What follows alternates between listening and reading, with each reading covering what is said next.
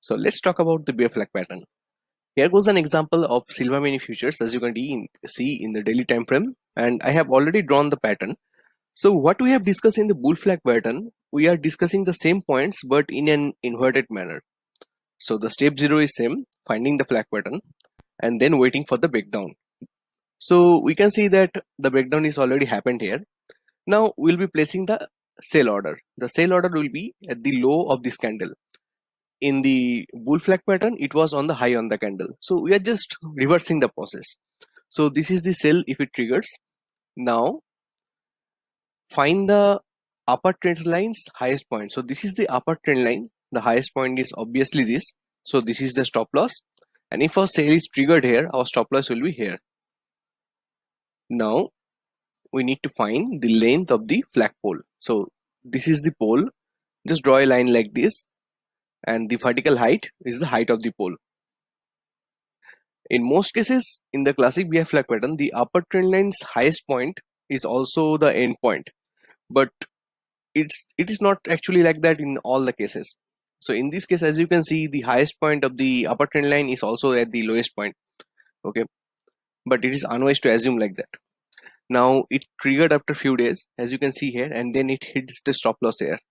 But there is a way that you can avoid the stop loss, and you can do that by analyzing the inter pattern, but we shall be discussing more on that specific part in later time.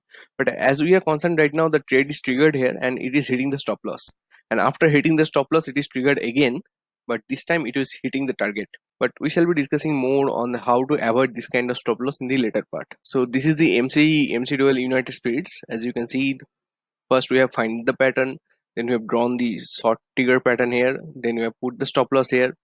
Now see what happens.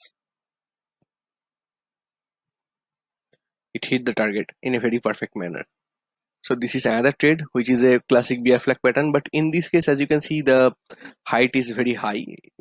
By height I mean that it retraced slow, but it retraced too much, as you can see here. Okay, now see what happens.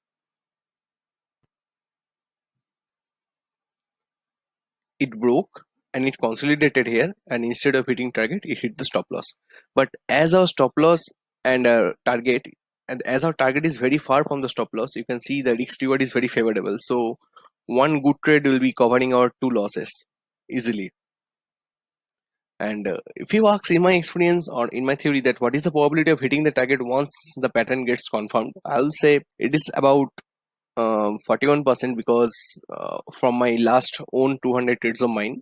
But as you can see that even if 41% trades are hitting the target, which is very good in this case, because the risk to reward is very high here. The risk is small, the reward is very high, as you can see easily. In this case also, the risk is small, the reward is very high. So even if the first trade is getting hassle, the second trade is covering it. So that's it. Let's see you in the next video.